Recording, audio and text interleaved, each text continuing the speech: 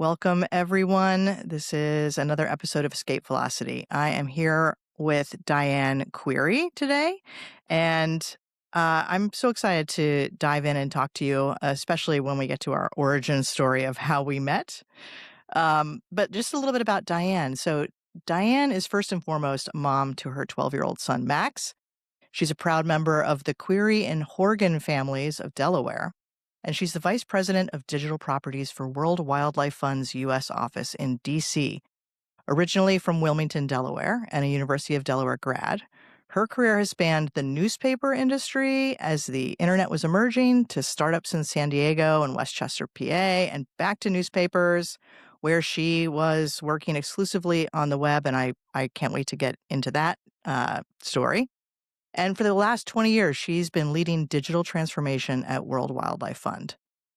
We have the best origin story, and I want to start there because it goes all the way back to Foursquare. And for any of you listening that don't know what Foursquare is or was, it was just a way to post on an app where you were, and if you checked in or whatever, like logged your location in certain places, you'd become the mayor, right? So I know there was always battles between getting the mayorship of a favorite restaurant or something like that. Diane, tell me what you remember about those days back in what are you talking, 2006, 2007 Yeah, maybe? that's my best guess. I think I first heard of Foursquare at South by Southwest. We were actually playing the game Foursquare, which I can't remember even how it goes, but I'm one to always kind of latch on to the latest and greatest new thing. And so that's what I recall is like I was at South by Southwest. I want to try this Foursquare app. I was talking to the founders and we started checking in everywhere. And you could see other people who were like checking in or people who had been there, people you didn't even know you would see. And that's kind of how you and I discovered each other in Yeah, Rehoboth. we were But checking in Rehoboth Beach, Delaware, and so there probably weren't a lot of like early tech people using this app in a small beach town in Delaware, and so we just kept noticing. Like, I was like, "Oh, look, D Query just checked in on the Bay Bridge. she's on her Who way. who is this person?" Yeah, I mean, I didn't know anything about you, and I'm trying to remember, had we both checked in somewhere and we were like, "Wait, are you No, I that think person?" no, I think we became like somehow we like followed each other on another app so I could see what you look like, and your dogs were kind of the thing back then. And so Yeah. when I saw your dogs on the beach in Dewey on the Bayside at Cape Pasa, I was like, that has to be Halvorsen or whatever your username was. I can't recall now. But it was like meeting a celebrity. It was so silly. But it was like the coolest thing. And obviously we continue to run into each other at the beach all the time. And we've deliberately hung out together too. So Yes, it was a very interesting way to start a friendship. But you were it my first was. internet friend. I know. You're my first internet friend too, and that's the internet at its finest. Yeah. If only it were that easy these days, Tracey. I know. I know. Those like the golden years when things were Yeah. easy and people Things were liked easy. each other. Uh, I don't recall. I don't know. I think that's how it Yeah. was back then. Yeah. Um, That is literally one of my favorite stories. I always, when we're hanging out and I introduce you to someone, I'm always like, "Oh, I gotta tell like, this crazy story how we met." Um, but I think that that brings up, another like I'm curious about, were you always into technology? I mean, because we came of age, we're the similar age, and Huh? when we grew up, there was some tech, but there wasn't, there weren't Macs and Hmm. the internet and all of that. Yeah. They don't. So Yeah. They weren't even like email. I didn't have email in college. Like that's how and I don't say that in a self-deprecating way. Like I know a lot of people like to say I'm so old. I'm really happy and lucky and glad to be born when I was born because yeah, I was interested in things and very curious about things when I was younger. I would take apart my little Coleco or whatever little devices we were using back then. I played Atari, I played Pitfall all the time, like all of but like I just like always wanted to kind of I was always curious, like what's this new thing? What's this new not necessarily shiny object, but something that just seemed like it had the potential to change things. I never was very good at putting things back together, though, so I can't say that that was very successful. But yes, I've always been very curious. And the first like job I had out of college, first I worked at Grotto Pizza and made lots of tips there. But when I got a real job, as we called it then, um, I worked for a newspaper in Rehoboth Beach, Delaware, which we keep talking about. It's kind of a place that we both love. And I got the opportunity to be curious every day. I'd get assigned all kinds of random things, like there's a chicken processing plant coming in Harbison, Delaware, and go talk to the community and understand the environment. And I would get so excited about things that just seemed really kind of boring, probably to most people. Another one that I was really curious about was the wastewater treatment plant in Rehoboth.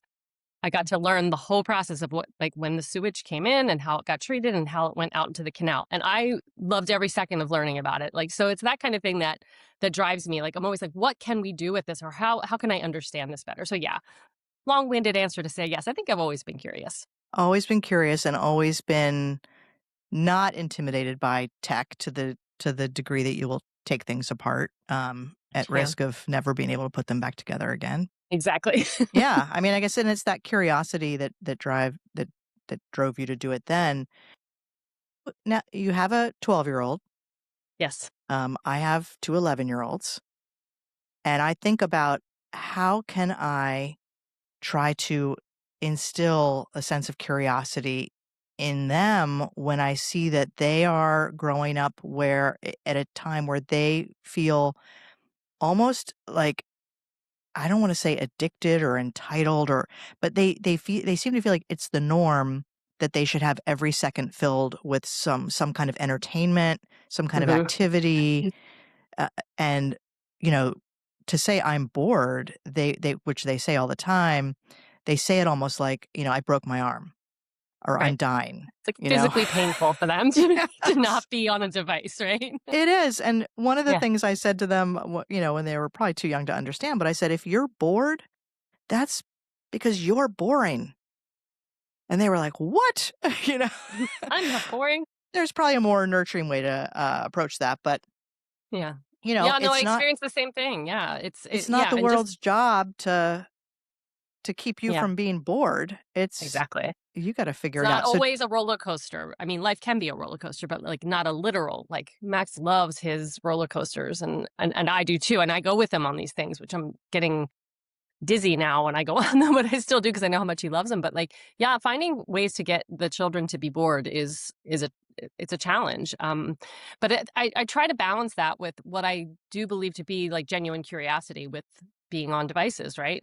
I have he has a VR headset that he goes and plays Gorilla Tag. He builds things, and he plays Minecraft, and he's doing creative things as part of the things that he does when he's on devices. But it's really interesting when we I'll say, you need to take an hour of boredom time. And he'll get cardboard and the glue gun and he'll make up games. Like he really is good at making up games. And it's just really encouraging to see. And I have to balance it more. Just when I'm working a lot, it's very hard if he's here with me and I can't really be like even hanging out with him.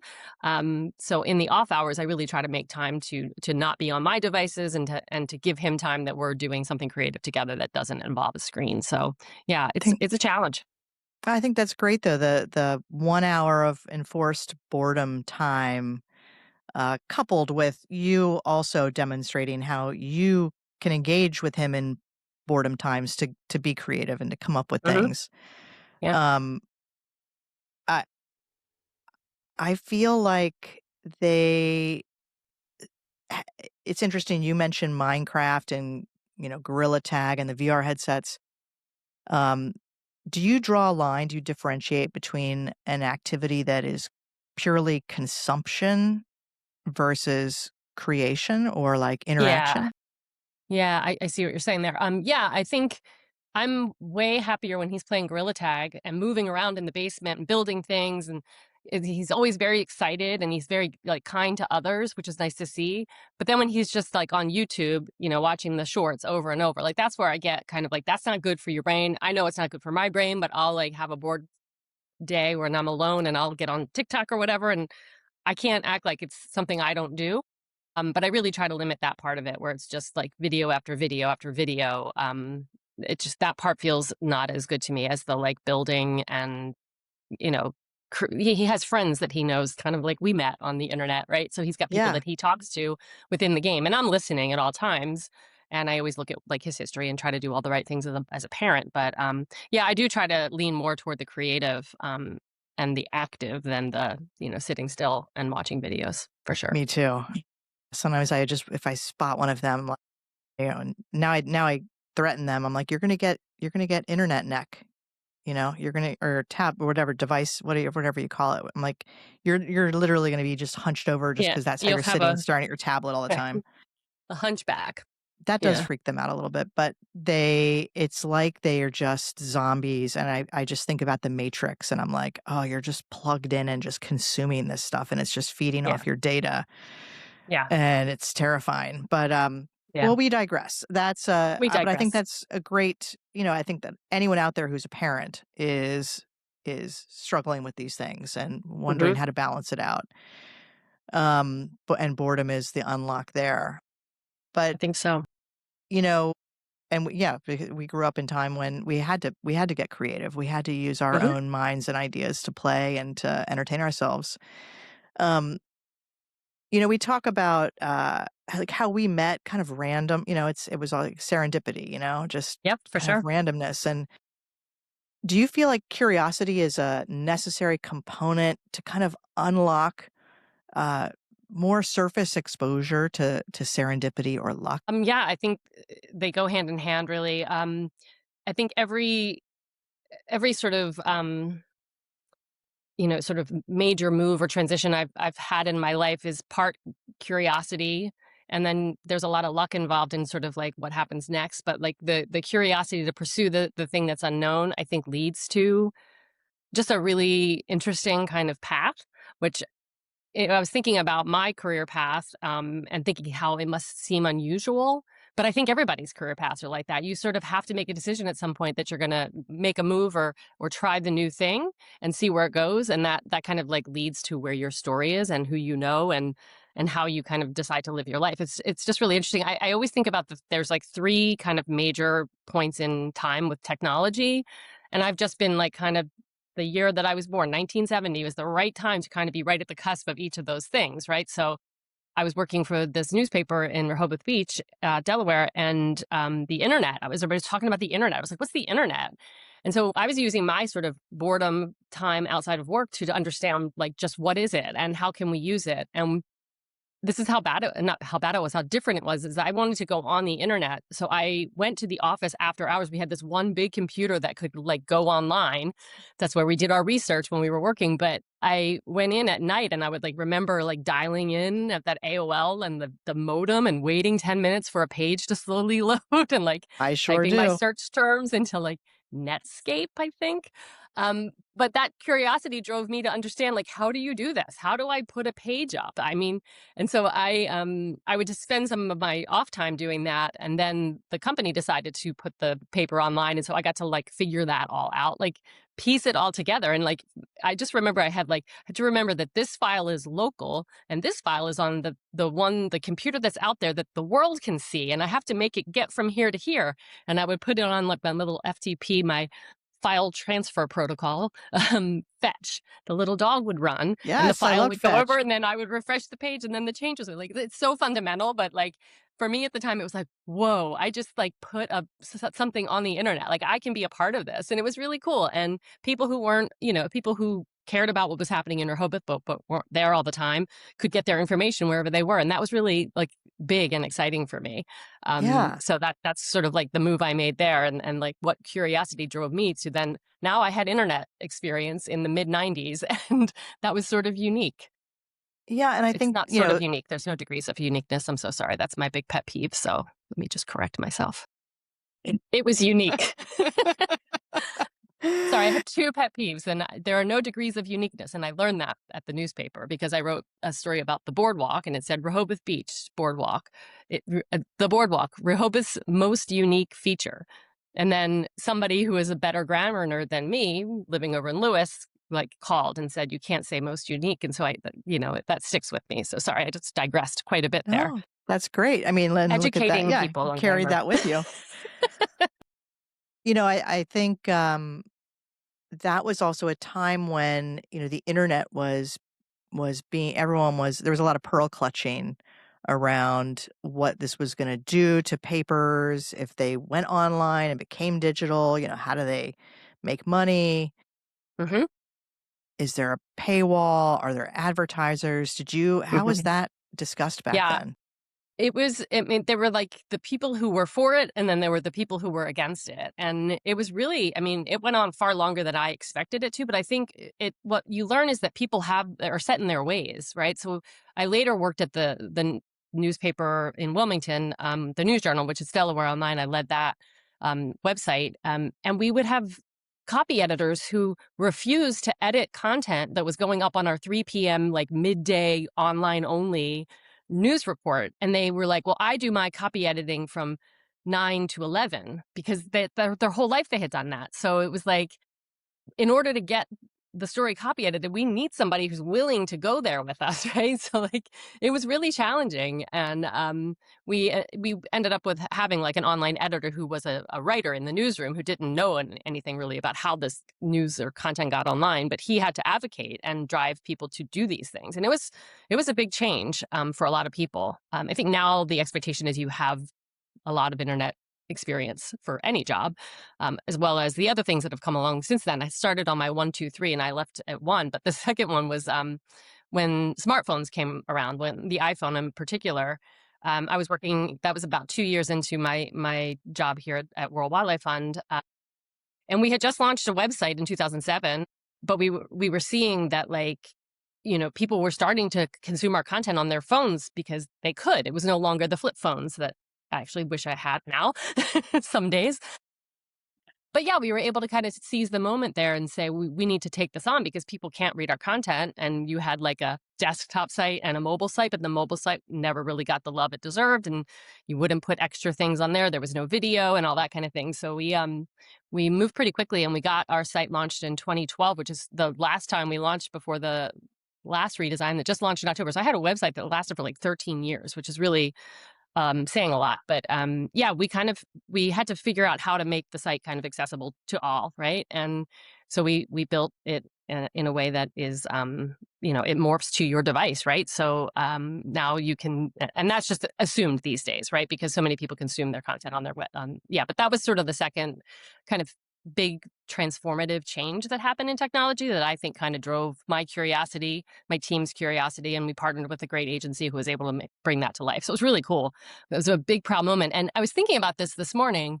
Um, we used to attend all these conferences about web stuff, and I don't know if you ever went. I was thinking, I bet we were probably at the same event sometimes, but an event apart, I used Yeah. to go to those, and they were always so ahead, and like they all knew like the coolest, latest technology. I always thought I did, but I would go and learn from them, and that's where I was first hearing about responsive design. And so I kind of missed those. They ended the physical ones, or maybe even they ended entirely. But I found them extremely helpful in keeping me moving toward like what technology was driving for WWF. So it's just a point in time I always think about. Yeah, it was a great community because it had come out of the early web adopters Hmm. and, folks like Jeffrey Zeldman I who knew you really knew their was. names. Yeah, I yeah. knew it. I was like, I was Yeah. going to Google it, but I was like, no, I'll ask Tracy. She'll know. Yeah, Jeffrey, Yeah. who really advocated for accessibility and for clean code so that everything would work across different browsers and for Yeah, and standards. He standards. Yeah, was exactly. It's standards. Yeah. very much for standards. And when you can't get the browsers to, it's like you've got to figure out a way to work with the mess that you've got to work within and try to find some standardization. But uh, I was in the same communities, going to the same events, reading the same books, following the same Hmm. people. All those Um, little small books, they're kind of easy reads, right? Like I yeah, probably have some yeah, still. I'm looking at my bookshelf, but I don't think I have any sitting right there. But yeah, those yeah. those No, were I fun mean, times. Honestly, it there's was really fun. It was like a community that I feel like it's there online, but it's just not the same as, kind of getting together and paying attention for 2 whole days, or maybe three if you got the last day and you learned the special technical thing, right? Which I didn't always do.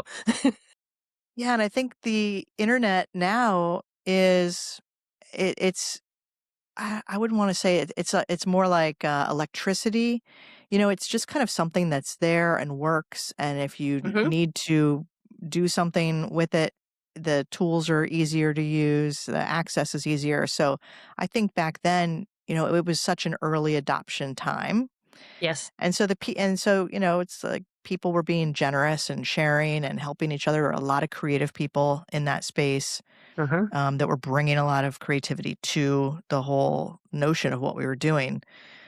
Um, let's talk about stage 3 of your career arc or big Yeah, changes well, this is the one because that's sort of happening now, Tracy, right? I'd like love to tell you what I think is going to happen, but I don't. And that's always the case with these other two phases. Where let's just be curious about it. So with artificial intelligence, I think we're all trying to figure out like what's the best use of it. And we used it for some things with the migration to the new site that launched in October. So we had to manually migrate everything, yeah, I which want to was hear about this. painful.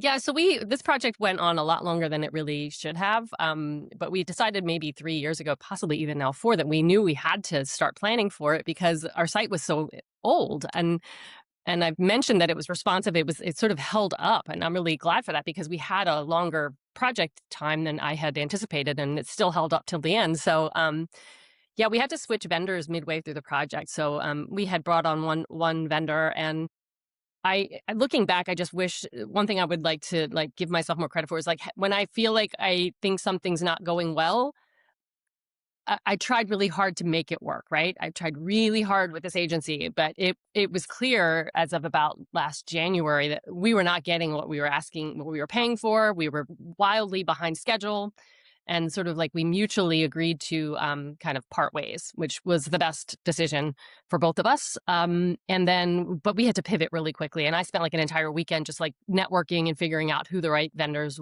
were. All this to say that as we were going through it, neither vendor could find a way to have an automated export of our content because the database was too complicated. So we had to manually migrate content, and I think that was about 6,000 pages in total, maybe more. Yeah. And so imagine my life in the last year, and my team's life has been a lot of that manual migration. And that's where we started thinking about how can we use AI to make this a little easier on ourselves. So we used it for not any content writing, but for like metadata, right? So, you have to have for every story a meta headline and a meta description, a social headline, a social description. So we were using Copilot, which is what our organization uses, to write those. You're taking the body of the story and plopping in his Copilot, and we gave it the prompt that said how many characters and all that, and you got what you needed and you copied. So it just saved time, right? Like Yeah. we needed our time to be spent on a lot of other things than just the content migration with this project. So it just freed up some more time to do other things. Now we're looking at it in different ways on our social media team, which I oversee. I oversee both the web and social teams, just so it's clear what digital platforms means. It's sort of our outward-facing kind of owned platforms, our all of our social channels and our website. But on social, we're looking to use it for like alt tag writing, which can be challenging. I have written, I think, 300 or 400 in the past month because we're trying to correct the blank ones in our database because we're about to have an accessibility audit and we want to make sure they're there. Yeah, it's my secret passion. I don't know how secret it is. I talk about it a lot at work, but I love writing alt tags. It's like my chance to be creative. I call myself the Shakespeare of alt tags. If you're on our site and you ever want to listen to it on a screen reader, you'll get to hear all my poetry. How I describe an image is very poetic. So anyhow, I digress.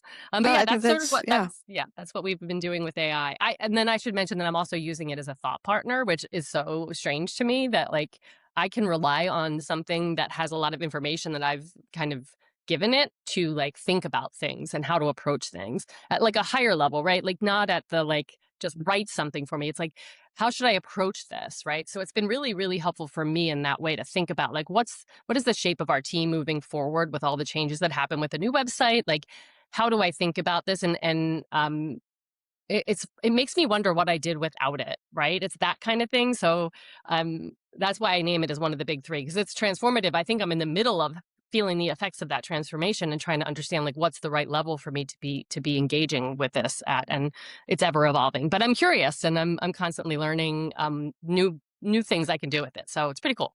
Yeah, I think one of the hardest things about this time is that the rate of change is increasing incrementally. So, and that's always been the case, but I feel like we're accelerating now. So, even as I'm so interested in AI and trying to wrap my hands around it at all times and figure out the best way to use it, that, it's changing just as quickly or getting more powerful or more, Mhm. I don't know. It's sometimes I have this vision of AI just being like this black hole that's just ingesting everything. Yeah. And at what point do we just all get like sucked through that black hole and end up in, Yeah. I guess, in the simulation where we're all living? Yeah, it my brain goes there, and then it kinda starts hurting my brain, Yeah. and to that end, I'm also thinking about, and I've spent a lot of time in the last month thinking about what sort of, you want AI to be able to search your website so that you show up, maybe not even getting clicks through, that you show up on the, like, the AEO stuff, like, whenever I say AEO, and then I answer engine optimization. I always can't. Then Yeah. because you go to geo, and I always want to talk about like geopolitics. Anyhow, but we want to show up there. We want when somebody says how many tigers are left in the wild, we want to be the answer, right? Whether Right. or not somebody The comes to source our of site. truth. So Yeah. the source of truth. But been thinking a lot about like how much do we really want to allow it for like learning crawlers, and so we're probably going to be implementing some blockers at the at the. I'm getting too technical. But No, just to it's, I kind of think say that's like great. these bots are okay and they're allowed to crawl our site, but these are not, and like being more specific about that. And I'd love to share that with you at some point, like offline, just to see if you're thinking about that for clients that you work with, because I think it's pretty important, Oh, particularly yeah. around copyright and images, just making sure these things are not being ingested to build models. We want to show up in web results, but we just don't want people taking full advantage of the wonderful content that we have on our website. So Yeah. it's It's a a tricky really, balance. it is a really interesting challenge. And it's not as simple like, yes, no, do this, don't do that.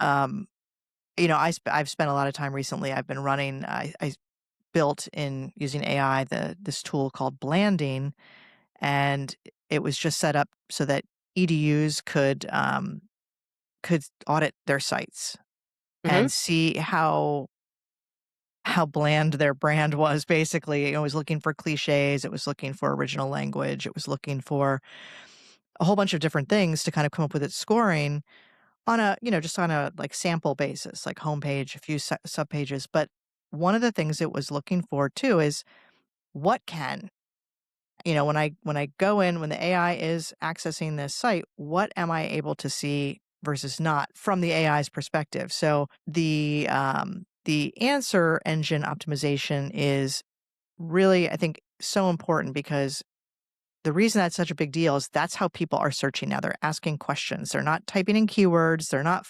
looking for the site that they want to go to dig through everything to try and find the answer.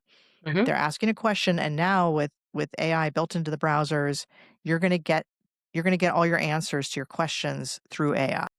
Hmm. And maybe there'll be some clicking if you want to explore further from the sourcing, Yeah.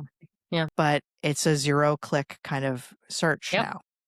And, of course, that frustrated us, and we're, "What about Yeah. copyright? What about ownership and IP and all that?" But now I'm hopeful that we'll be able to have, like, a score for how we're doing in AEO, right? Like, to see, like, that's also important. It's okay if they don't come to our website, which is really hard for me. That's something I was okay with for a very long time. Like, it was all about getting the click through, and now it's just about how do we make sure that we're seen as the authoritative voice on this topic, right? Which Yeah. WWF can be in a lot of areas. We're science-based, and we have a lot of publications, on our site, and a lot of citations and things that, like, really lend to our credibility as an organization. So that's been really important for us and something we've been spending a lot of time thinking about lately. Um, it's exciting, but it's scary, like you said. Yeah, it's scary and it's a lot to try and figure out. Um and then it's not even very easy to necessarily see, okay, well, who is clicking through from one of the Mhm. AI platforms? Mhm. Yeah. Um, am I set up to make sure that I can see that? What are the questions that people are asking? And even trying to, I keep telling clients now, we need to think about your content as having some aspect of an FAQ. When you're thinking about writing a case study, you're thinking about writing anything, is there an FAQ element to this? Because then we're literally able to map the content back to how it's being asked for. And that will make the AIs much more likely to go, oh, great. It's already in the schema that I like. Mhm. It's being given to me in maybe an FAQ schema as well as on the page. So, there's just a lot that I'm learning and just trying to think through, S- and there's also a lot of spammy old school stuff that used to work back in the good old days of SEO Yep. that's Yeah. that's coming back, right? So Yep. fake listicles where you write who's the most authoritative source for all, facts and data related to wildlife. Yep. You list yourself Yep. number 1 and then you list a whole bunch of other ones. That sort of stuff is working right now, and Yeah, we do a lot of explainers, and those are doing particularly well now that we're on the new platform. Just I think the way that we made decisions, or my team made decisions around information architecture and having the data structured in such a way, like I think those explainers are where we need to really spend a lot more of our time. We tend to gravitate toward like what's the newsy thing, what's the report that was released, or what was the new partnership that was formed to create something to positively advance our mission. But the explainers are where it's at. That's what people are looking for. And, obviously we look at the search terms that drive people to our site and make sure that we're mapping to that. So yeah, we're being as strategic as we can with what we're doing. But like we're thinking about one thing we talked about in the last couple of weeks was putting a couple of bullet points on the top of a pretty long story so that you can get like these are the things you need to know if you don't get through the whole story. But then just not sure if that's the right thing. But again, we're exploring, we're testing, we're being curious and seeing what works and what doesn't. And it's fun for me. I love that. It's sort of like, let's figure it out, but it'll change in a couple of weeks. It'll be different, right? So that's yeah, the it's other a thing moving is, target. yeah, It's an yeah, evolving, very fascinating, evolving uh, brave new world, So I think we have for to sure. be trying things out, seeing what works, what doesn't work, being ready to change, being ready to be wrong, Yeah. and see what happens. Yeah, like I mentioned with this blocker idea of saying these bots are okay, these bots are not okay. There are plenty of bad actors out there that we don't even know that their names, so we can't even put them in to block them. So there's just, and we can constantly go in and update, but how much good will it do? I don't know, but we're going to try it and see what kind of comes out on the other side. Um, so I don't know. I try to look at it as it's whenever I get to the scary part, I go back to the part that like it's really got some benefits, and I want to focus on that. Let's really focus on the things it can do to make it free up our time to do more creative thinking and be more strategic. Yeah. So you mentioned that you use it as a thought leader, or not a thought leader, a thought partner, Hmm. right? But talking Yep, about big for sure. picture things. Yeah. Hmm. How much? This is something I was just talking to my team about because we've got everyone working on Claude co-work now, and we're Hmm. hosting lunch and learns every week to just try to keep encouraging them to be curious about it, Hmm. as well as to find ways to work with it in the company. But I think if you don't dig in and learn about how to really give these AIs the true framework and information that they need to work with you uniquely, Hmm. Yeah. then you're just still stuck with kind of a fancy chatbot. Um, how do you train, or how do you think about setting up an AI before you start working with it? So the thing that I think works well is feeding whichever tool you're using as much information as you can about your goals, your content strategy, all of the kind like you have these documents existing somewhere. If you feed them to the AI and tell them this is the voice that we want to have on social media, we want to be upbeat and positive, playful, fun, like all those words. And then it helps when you sort of like run an idea past it to say, like, does this fit into that, content strategy? So those kinds of things I think are really that's what's transformative to me is when you're kind of like, well, it doesn't really get us yet. It doesn't know us. So we tell it who we are and what we want. We don't have it writing social media posts by any stretch. We don't want that at all. I have three brilliant women on my social team who come up with the coolest social media posts of all time, in my opinion. But I don't need them to write the alt tag for the photo that's there, right? Like, so they've been working on that prompt that's helping them make that a quick thing so that they're being more creative and thinking about what fun stuff can we do, what trends can we take advantage of that benefit and kind of drive our mission and our content strategy. So that's how I think about it and how I think having it get to know you before you just say, write me this. That's not how we want to use it at all. You said something that I bet is going to make a lot of writers out there feel a little sigh of relief, Mm-hmm. which is we would never have it write the posts for us. Mm-mm. You have three brilliant women who write Mm-hmm. the content. Yep. Tell me more about that. Were these people nervous when AI came on the scene? I think a lot of people really thought, "Oh my god, I'm going to be replaced by AI." For sure. I think everybody has had that fear at some point. I mean, even at my level where I'm not necessarily doing the writing or doing, I worry that AI could replace my sort of strategic thinking. But that's what is definitely not happening now. I don't. I have also three brilliant writers who write the web content. Others in the organization also write it, but my team will edit it and make sure that it's within our content strategy and all of that. But no, it can never replace that creativity and ability to tell a story or to be funny or to be informative. But it can do the tasks that are not as strategic Yeah. or creative. Yeah, for sure. For me, the more I use AI, the easier it is for me to spot Hmm. when someone has really like handed over the keys to the thinking, the writing, when Yeah. everything is clearly coming out of an AI. I think it's a lot more apparent to see it now as it's been around for a while, and the AI slop is being discussed at all times because I do think we're going to see all of these networks just get flooded just because it can at Yep. scale generate Yeah. so much. Um, but I also think there's a lot of people out there who don't notice. And so it may be effective in certain scenarios where kind of it's more brute force than artistry. Yeah. Yeah, I mean, and I felt resistance from some people on within we had somebody come speak to our whole division back in December when we were all together here in DC, and a lot of people are very like afraid, not afraid, but like they just are wary of AI, and rightly so. I think everything you approach, even with curiosity, you approach with caution and you think about it. But what I've seen and I've enjoyed watching is the people who have been very against it, seeing kind of the benefit it can have to free them up. Um, so that's been good to see. I was thinking about something else, but then I lost my train of thought there. So just edit that out. No, no problem.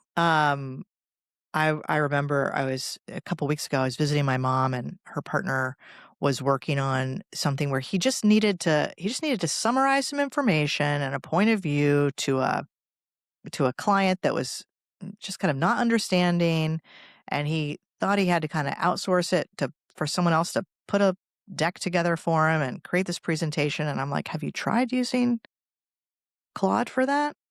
Yeah.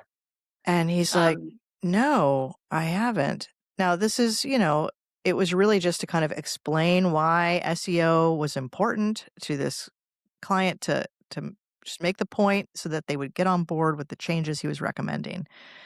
And he thought he needed like his SEO partner to put that first to do all the research and then put together the deck to convince the client. And it was going to be mhm. almost more money than he'd end up making on the additional work.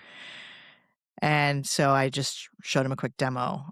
Sometimes that's all it takes, and they say, like, "Oh my gosh, wow, that's powerful." And I think when we talked earlier about this idea of blocking certain bots, like I leveraged AI to help me understand what are the bots out there Yeah, what are the good ones that we want searching, and what are and that's where I find the information versus my SEO partner, who we love working with, but this was work that we should have probably pursued back last summer like I wish we had done this earlier, but it's maybe a little too late, but I think it's still a good thing. But yeah, I leveraged AI basically to think about AI, which got a little bit, a in little my meta. head, but yeah, a little bit meta. So but yeah, it's fun to I mean, see when people start to recognize that they value that it can help them do their job better.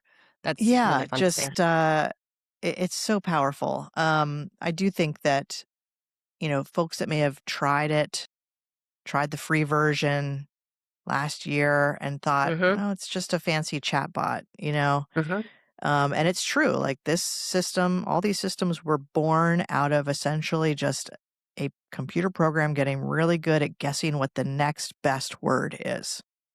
When you go back to its beginnings, that's where it made that leap of suddenly being able to sound human and sound Yeah. like it understood. Yep. And we did this exercise with the division back in December where we had like we want to brainstorm on each of these things. We broke up into groups and we all used AI to brainstorm. And it was interesting because obviously it's thinking about what's the most obvious thing, and they were all quite similar. All the ideas that came up with different platforms. So it was enlightening to see that at that scale because when I tested, it's just me testing it, but this was like groups of people that were coming up with ideas, and they were all quite similar. But it was helpful. Either way, it gave us ideas that we wouldn't have otherwise pursued. And so there's value there, but There you is still need value, the and I think, creativity to happen. yeah, the original spark, the original idea, I think has to really start with the humans. Hmm. It can pressure test. It can give you a lot of variations on your idea to consider. It is a great problem solver in terms of thinking through how to execute an idea. Yeah. But yeah, it's I've seen it work really, really well. I just think for the original ideas, we're going to see anyone who's relying on AI too much is going to continue to be this, this compression to the middle, because everyone's going to get the same kind The of same, middle. exactly. Yeah, Yeah. Yeah. I use it also for just in my personal life, right? I just like run things past it because, you know, I I'm single, and so like I'm not talking to someone all the time about everything that's going on with me. But sorry, I'm not single. I'm self-partnered. I heard somebody say that recently, so I'm trying to lean into that self-partnered. Sometimes I just need someone to like bounce something off, right? And yeah. so, and then man, the times that I'm alone and I'm thinking about things, I'll use it as a thought partner. But now I'm realizing I'm sounding like a bit of a weirdo with my AI. No, I mean, I use it as well, and for those sorts of things. If I'm having a challenge with the kids, I will load it up with PDFs from some of my favorite child psychology books, or I'll say, Yep. your research this book, this author, what they recommended, and then from that perspective, how do I deal with, meltdown, Hmm. pushing back, whatever. Yeah. So, and it tends to be pretty helpful, or just even if it's a challenging situation, it's just a voice of it's a calm Hmm. voice to kind of give you some different ways of looking or thinking about things, Hmm. which I appreciate. It's definitely And the kids, talked me off the ledge. yeah, but the kids also can spot AI faster than I think I can, Do all the they time. My care sons. though? Do they care? I think yes. I think it's like this isn't real. Like this, I it makes me proud to recognize that my son will notice things and say this isn't real. Like that's just junk. And so I'm hopeful that, but I really worry about the impact on that generation. I mean, I always thought it was like so transformative to grow up with the internet as the new thing, but to grow up with AI as the new thing is entirely different, just in terms of the scale and the rapid evolution of it, right? Like, I just can't imagine, like, what does college look like for these kids, right? Yeah, the nature of learning Mhm. and what matters most in your development as a thinker, I think is completely shifted in fascinating ways. Yes, and terrifying ways. But Yeah, and let's well, focus on the fascinating because I think that's the only way you can kinda be cool with it, right? For the kids especially, who care about their futures, but, like, what does it look like? Um I do not see the Armageddon of, everyone losing their jobs except for, where you need a physical person doing a physical thing. I mean, but then there's Mhm. robots that could. So I just don't see that world happening, at least not in my lifetime. But I don't know. I think curiosity and creativity are going to be Mhm. really important for people going forward, versus memorization and learning a specific skill better than anyone else. Somebody put it this way, we had somebody come in and speak to us about AI at this division meeting I keep referring to, but, he talked about, when the calculator was invented, we didn't tell the people who worked in offices not to use the calculator, right? It's a tool. It will help you do your job better, faster, you do the calculator.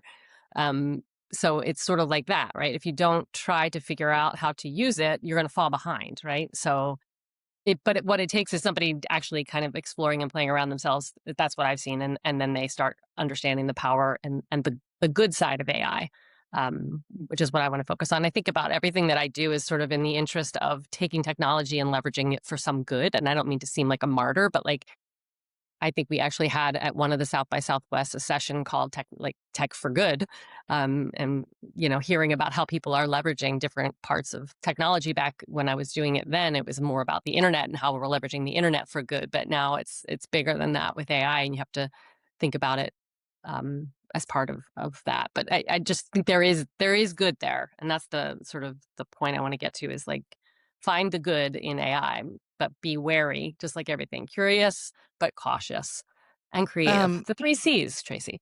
I just made up. yes, Yeah. yes. The You work with a large team. Hmm. You're responsible for a lot of people, and we were talking about curiosity and creativity being such important skill sets now, or Yeah. traits. Yep. Um, in work, what is it? Can you draw a line? Do you say, we are having this problem right now because this person lacks curiosity or creativity or adaptability? Are you seeing that? I am seeing it for sure. And the way it shows up is sort of like, just tell me what you want, like be an order taker versus a strategic partner, right? And that's something I'm extremely focused on this month as I'm thinking about the future of my team is who are the strategic thinkers? Who are like, we don't want to be order takers. That's not what our brains that have evolved and been in these roles for very long times and know a lot. That's not their best purpose, right? Is to just take orders, build me this web page, right? No, it's Yeah. what is your goal and how can we help make sure that we're achieving that? Is a web page even the right solution, right? Like, so not being an order taker, but being a strategic partner. That's where it's at for me right now. And that's where the lack of curiosity shows up in anybody that wants to just be an order taker. That's not going to fly with me. So that that aligns with, the conversations that are being had about entry level jobs and younger people coming out of college that might think, um, I don't have the experience to think strategically, so I need Hmm. to just do my time being the order taker, and that's how a lot of people start out in entry level jobs. They are literally they're the order taker for like the shittiest orders, right? Of course, yep. We've all been there. We've all been Yeah. there. And we Yeah. do it wrong and we learn by how Hmm. many times we fuck up and either don't get fired or do, but Right. we Yep. that's how we learn is by either doing the order successfully or not. And how do people that are just getting started in their careers or who are already in teams but have been able to operate that way successfully for their careers thus far, Yeah. how do they think about changing that? I mean, I think it takes some mentorship or coaching from the outside, whether that's me or training or people in culture, but just evolving a way of thinking and making sure that the work aligns with that, right? Like, so I want it to be that we're not just receiving requests, but we are seen as people you want to come to because we're going to give you a better output if you kind of partner with us. So I think it's a major mind shift, similar to the shift of being able to like think about playing around in AI to understand how it will work. Like you just have to find slow ways to, and then you'll have an aha moment. Okay, I see. We want to look at the data before we decide what we're building, right? Like that kind of shift is what sort of needs to happen and something that I'm working on in terms of change on my team. Yeah, even just thinking about the larger implication of whatever it is you're being asked to do. Yeah. Um, that's what I Bigger always picture. Yeah, bigger picture. Hmm. But I think people do have to learn what that means, to For get sure. there, and I think a lot of people don't feel like they have the right to be thinking big picture. They Yeah. haven't earned it yet. And there's also the tendency, and this is just a human tendency, and I can point to multiple points in my career where I would gravitate back to the order taking because it was easy, right? It was what I knew. And like moving into a space that you're not as comfortable with, like very quickly, once I was kind of moving along through my career, I was dubbed as manager material, right? Like, so that took me away from sort of the doing and more of the overseeing. Um, and eventually I have adapted to that, right? Well, I shouldn't say that. I migrated a lot of those pages I've mentioned with the content migration. I think I may have done around 2000, right? So like Yeah. I was at night doing it. So there are times when you have to step back into the doing to get something done according to a deadline. But yeah, you've got to shift to making sure that you don't gravitate toward the comfortable, that you allow yourself into that uncomfortable space that you're not used to. Which may not feel as productive, right? Like I like to check off boxes, but I'm not always checking off boxes because what I'm working on is going to take months to kind of come to life. Think as a, you know, since I'm a painter, people will always make this comment, "Oh, I love your art," or whatever. I can't even draw a stick figure. That's what they always say. And I'm like, Hmm. has nothing to do with your own creativity. but or even your ability, your ability to paint something or create an image.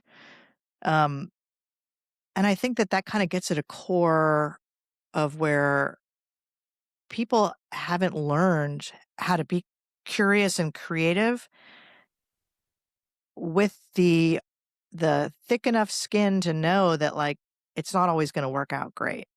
Mhm. You're going to make stuff that's going to flop. You're going to pitch ideas or strategic directions early on that are going to be shot down because they're not good Mhm. ideas or they're not Mhm. they're not well thought out.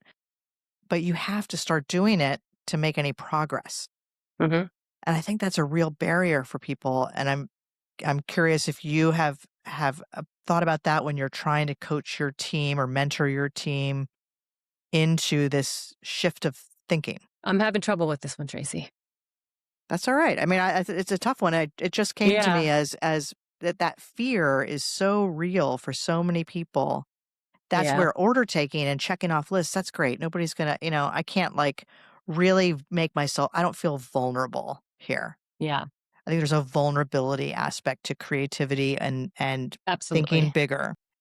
And I think I this is the part that I'm struggling not struggling so much with, but, like, I can't help but think about the outside pressure that is happening in this world right now that we live in. I very much am of the mentality of I focus on work and the things I can control when the outside world is as wild as it is. So I just think that plays a factor in everything now, much more so than in any other point in my career, which spans more than 30 years now, right? Like that's another factor that is affecting people's ability to be creative. I think is that there's just this constant sort of fear that's like sort of weighing on everyone with what's going on around us. And like I gravitate toward like thinking strategically and focusing on the future of a team and like really being like locked in. These are my I guess some kind of barriers that I put up so that I cannot think about what's happening. I think that I'm seeing that happening on my team, but what they gravitate toward is the order taking. I don't want to harp on it too much because they're also strategic thinkers, but they gravitate more toward the order taking than I would prefer, and I'm looking to kind of pivot that Yeah, slowly in I the think coming it's a months. I don't think there's an answer to the question. I think it's something hopefully more people are thinking about with if they manage teams or they lead Hmm. teams, because I think that when you get down to the core of what's so unsettling for people, especially right now, as you said, like there's so much pressure, so much fear, but we Hmm. need to have bravery. We need to feel like I'm going to take the time that I don't feel like I have. Hmm. I'm going to Yeah. take the time to experiment, to explore. It might totally not work, but that takes a level of bravery and kind of permission that I think is really at odds with the reality that a lot of people are living in. Yeah, for sure. And I think one of the main things I love about my job, there's so much I love about my job. Obviously, I've been here for 20 years. It's a dream job, in my opinion. But is that it's the work life balance that I haven't had in other places. We tend to be able to close our laptops, at a reasonable time. And, I'm in the office some days, I'm at home some days. We have something called Panda Fridays, which happens to be what's happening today. Our office is closed every other Friday. And it gives me the ability to also live my life. Like it's not like I'm consumed by my job. So I think that also helps for staff. Like they have time to kind of be creative and be curious and be bored, um, not constantly staring into the void of the Zoom meeting. I want to, before we don't have time to talk about it, I want to talk about um, the WWF Together app that won the Oh yeah, Apple Design Award. it's my It's first such a baby. it's a huge deal, right? Yeah, it was It's a huge. It was huge crazy. deal. Just Wild times. tell me what that was like. Yeah. So again, going back to curiosity, everybody was making an app, right? Everybody's making a podcast these days. Back in 2012, 2013, everybody was making apps. That was what we thought the wave of the future was. So we set out and I can give you 100 ideas that were just terrible that I could, in where I sit now, I can laugh at because they were just so silly. Like you get a message twice a day that would tell you an environmental tip. Like who wants that? That was like just we were throwing things at the wall, but we realized that at the core of World Wildlife Fund's sort of mission, or what people think about, is the wildlife, right? It's in the name. We do so much more, obviously, with the environment and oceans and everything else that we care about, forests.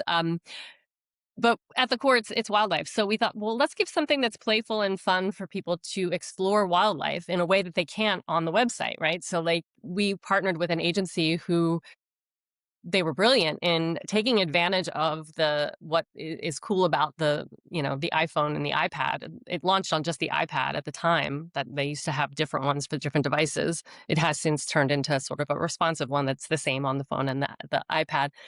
But we said let's focus on animals, and so we came up with all these creative ways to use like all of the technology within the phone. You can run fast to see how you would race against a jaguar, and you can jump, and there's just like, how far away am I from whales right now? And we would use like some relative. And so it took advantage of the technology, which is what I think Apple appreciated. So getting the call, I won't forget, I was on the back porch of my mom's house in Rehoboth. And I got the call from the agency saying, Diane, they want us to come out for WWDC. They won't tell us if we've won. Sorry, WWDC is Worldwide Developers Conference. It's Apple's annual conference, and they want us to fly out for it. And it's like, well, they're making us fly out for it. Maybe we're going to win it. But still, we didn't know until they announced it sitting there. We couldn't go in until it was the time for the award portion. Like they didn't want out. It's all very buttoned up there, and they brought us in, and we sat down, and they announced it, and two of the people from the agency and myself went up on stage and got this cute little. It's in my office. I should have brought it home to show you, but it's this cute little Apple Design Award in 2013. We won for the iPad, and it was like winning an Oscar if I like weren't an actor somehow, right? Like it just felt Yeah. kind of fake because it was surreal. But the app is pretty cool. It's still out there. I jokingly refer to it as my first baby because I think it launched in January of 2013, and Max came around in January of 2014. Websites are also, I have a lot of babies that are websites, but it was a big deal. And it led to something really great that I don't know that I've ever talked to you about, but I'll briefly mention it. But we worked with Apple on a partnership around Earth Day in 2016 called Apps for Earth. We got to partner with all the big app developers and got like pandas in all the games and things like that, and getting our messaging out there. And the app store was fully focused on all of our goals, like oceans, forests, climate. Like that was the focus of the app store for 10 days. And we raised $8 million through those apps and Apple for our conservation work globally. And that was another just huge moment in my life for like, wow, Apple Design Award and now Apps for Earth. Like, what's next? And then it turns out what That's was next amazing. was, Our Planet on Netflix was what was next. So those are the kind of the big partnerships I got to work on in my career, and like kind of what I hope if something is next for me that's big, I'm hoping it's something along the lines of that scale because I've really been around for some big moments for our organization. Yeah, I can't wait to see what will be next. I remember the Netflix show when that was going on. Uh, Yeah, how did intense. that even? How crazy was that? It was crazy. So it was from our UK office. They had a good relationship with one of the founders of Silverback Films, who was the producer of Our Planet. And he was insisting that we only do it with Netflix if WWF were involved because they needed like a credible scientific partner, which is what we were. And we guided them, and they gave them ins on places and good stories to tell because we work in all those places. And so, yeah, I've been in the same room as Sir David Attenborough a few times and just almost met him once. But yeah, it was really exciting and a whirlwind, right? I was in London a lot then, and I was in San Francisco a lot then. But yeah, there's some really huge projects I've been able to lead for WWF, and it's been quite the ride. Well, I really love my job. Yeah. it's an impressive career, and spanning 20 years when I don't, so many people these days are told you got to jump around, Hmm. don't stay anywhere for too long, or people just Hmm. don't. Places come and go. Were you ever deliberate when you got there? Were you like, I'm here for the long haul, this is it? Or has it just kind of worked out that way? I think it really has just kind of worked out that way because at the time you rattled off all my bouncing around at the beginning that hearing someone else say it makes you seem, I don't know, unstable, like, and then you went here and then you went here. But I did move around a lot and try different things, but it's almost like I found home. It's just, I don't think I would have known that in 2005 that I'd still be here. It doesn't feel that long ago, though. It really doesn't, and so much has happened. I just feel like it's like my family now. Like being at WWF is my family, and we've been through a lot together. Like many people I work with outside of my team, and people tell me a lot. They say you're the only person I hear raving about how much they love their job all the time, and I do. I rave about it. I'm a huge advocate for the organization. I think the balance of work and life and just the support that they give you, it's tremendous. So I can't believe it's been 20 years, Tracey, honestly. It's awesome. And I think the bouncing around that you did early on when also like the internet's coming online, it Hmm. just made sense. I think back then, if you were looking at where things were going, it didn't make sense to stay put for too Mm-mm. long. No, Um, for me, especially with newspapers who were, like I described, a yeah, lot of people like the copy editors who didn't want to edit copy early in the day. Yeah, you have to move along. You have to get on the next wave.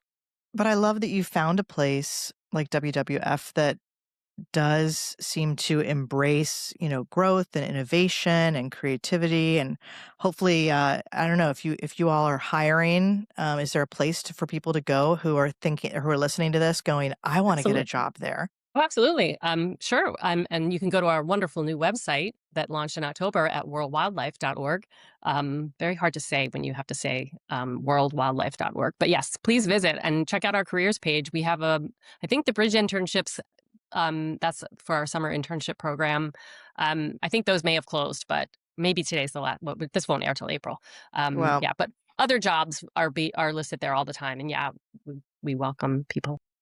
The sounds the like a organization has great. grown a lot, yeah, so it's a great place Yeah, to I mean, work. it just Yeah, sounds like a great place, and they'd get to work with you possibly, which for would be sure, and great. lots of other Now they people just know, like like, me. Yeah, here's what this leader cares about, yeah, which is good stuff. yeah. So I started a tradition this year where I ask each guest to leave me a question for the next guest. And so I have a question for you from my Okay. last guest, Adrian Cooper, who runs a consultancy called Gladsome. And she does mission, vision, values work with her clients.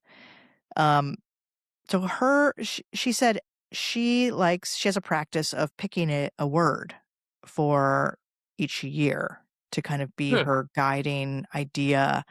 And so her question was, do you have something similar? Or if you had to pick a word, what might be top of mind? hmm.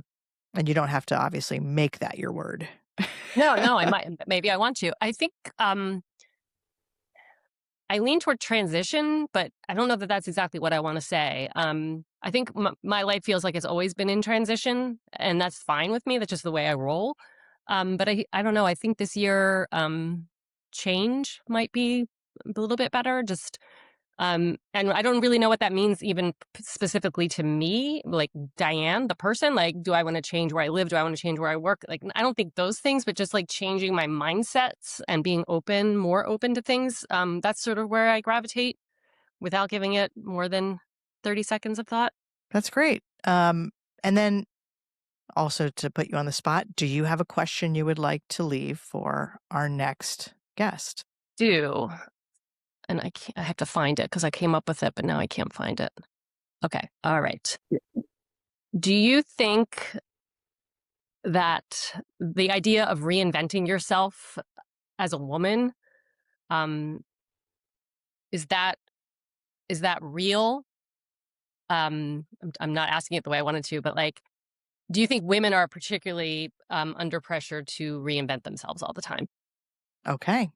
I will, assuming my next guest is a woman, um, Okay, sorry, may not be, but may not be.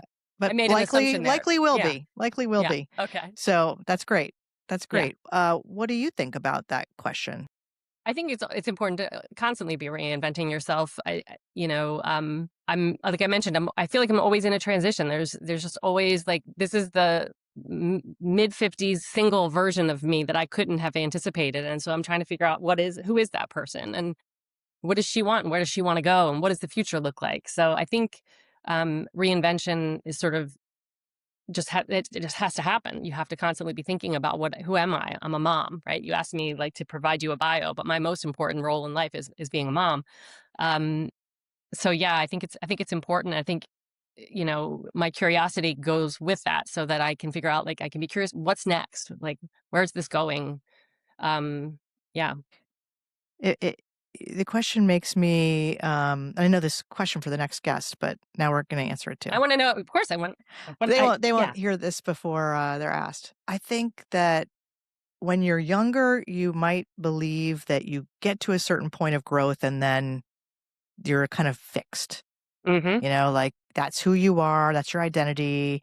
And then you gain, experiences and skills, but there's a fixed element. And then you might end up in a career and then that's fixed, or a marriage and then that's fixed. And as I've gone through life, I've unfortunately had to be reminded more times than I would have liked that that is a false belief, and that outside factors will show up to remind you, and Mm-hmm. sometimes in very unpleasant ways. But life has a way of reminding you that change is constant. Mm-hmm. There is no guarantee. There is no, okay, this is just what we're going to do now. We're going to coast. We're going to just, because then you start to stagnate Yep. and you get these little voices going and you're like, ignore that. That's going to mess up everything. And then something will just show up and drop a big bomb in your life anyway. Yep.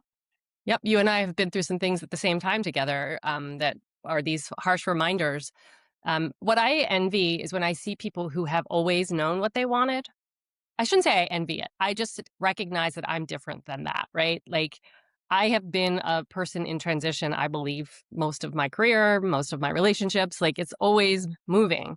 But like, I have a nephew who's always wanted to be an accountant, and now he's an accountant and he's working at an accounting firm. I'm like, he knew that from like high school or maybe earlier. My younger brother has been at the same job for more than 30 years. Like, there's that there, I recognize, and that's great for them, but I don't know that I mean, obviously I've been at one job for 20 or one organization for 20 years, but like, it's still within that. I'm constantly evolving and reinventing. So I recognize the difference. Change, change makes that a reality, you know? Yeah. Yeah. And I think it's fear. Our lizard brains don't like change. Mm-mm. Change was a big threat in the past, any kind of change, and we're not living in those kinds of environments anymore. So, I think our reaction to the pressure or the fear of change does come from a primitive place and not always the For most sure. informed place. But it's such a strong urge, instinct that literally, it's like if you're a cave person and the cave's working great, you're not gonna be like, "Let's see what's over the mountain range. Maybe there's a Hmm. better cave. Maybe Yep. there's something different." You're not gonna do that until literally the cave is destroyed. Hmm. Right? Something bad is gonna have to happen, Yeah. um, And that's for where I think you. change and curiosity, like, just are so hand in hand, right? Like, I keep writing down these C words. I'm a note taker. I just write down all these C words, but that's where I've been going. But they're tied together, right? Right. I mean, along the same lines, maybe we'd still be living in caves if some people hadn't decided to get curious about what was over the mountain range and weren't Hmm. just driven always out by bad things happening. But I do think that a lot of times a bad thing happens to propel people into a state of change, and that's not always that's okay. Like great things can come out of that. Hmm. And there's a lot of fear right now around AI, a lot of change. And it's almost like, well, the fear makes people think that it's going to be a bad change that happens. It's very doom and gloom.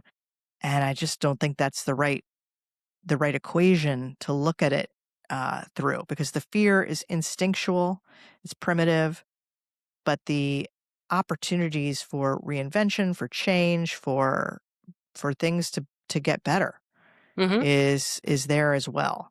Yeah, I agree with So you. I'm with you on the staying kind of on the optimistic side, uh, versus the, Doom and gloom. yeah, doom and gloom. I mean, It's not I a have my moments. I'm not going to act like I'm a peppy cheerleader here, though. I once was a cheerleader. I don't know why I would just bring that up, but yeah, I am optimistic, but I have my moments where I get doom and gloomy about the world. I do have hope, and I work at an organization whose mission is so important and is continuing. And, I'm so lucky, honestly, Tracy. It's like luck is something we didn't talk about much in this call, but I really do feel like I was lucky to be born when I was born, and I was lucky to have gone to the various steps along the journey in my career path to end up where I am. I'm just so lucky and grateful. Um, and those aren't C words. Well, but like I said at the beginning, I do think you expand your surface area for luck to happen through Yes. curiosity, Yep. through bravery, through creativity, and that wasn't accidental. So I think the luck is there. Sure, it's a Hmm. factor always. Yeah. I feel very fortunate and privileged for a lot of the things that have happened in my life, and where I am today. But I do think that it's a deliberate choice to take advantage of whatever opportunities or privilege you might have, so Hmm. that luck can find you, That's right. right? Yep. And it I think staying certainly. curious is so important. Yeah. And like you Uh, said, any final words of advice I would like advice for? from you. um, Advice. I think stay curious. I mean, it sounds a little bit cheesy or whatever word you would use these days. But really just being open-minded to your career path may not be linear. Your life may not always go the way you think it's going to go, but in my experience, and again, luck, privilege, all of those things have played into it. But I just think if everyone can be curious and be open minded and kind of just ride the wave, and you can do good things for the world. That's great. My suggestion, my advice is, if you feel uncomfortable, dig in that spot a little bit more, right? Dig in, embrace feeling a little uncomfortable. Oh, I have anxiety. I don't feel comfortable. I got to find something to, I need a drink. I need to Hmm. stop thinking about that. I need to go back to my comfort zone. I need Hmm. my comfort zone. Um, just because you're having a feeling that's a little bit uncomfortable Hmm. does not mean it's bad, No, right?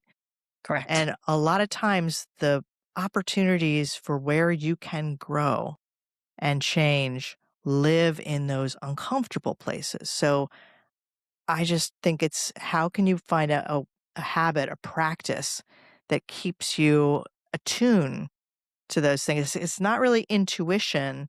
It's more like embracing the discomfort of something that feels like it's going to be change. It's going to be challenging. It requires some vulnerability.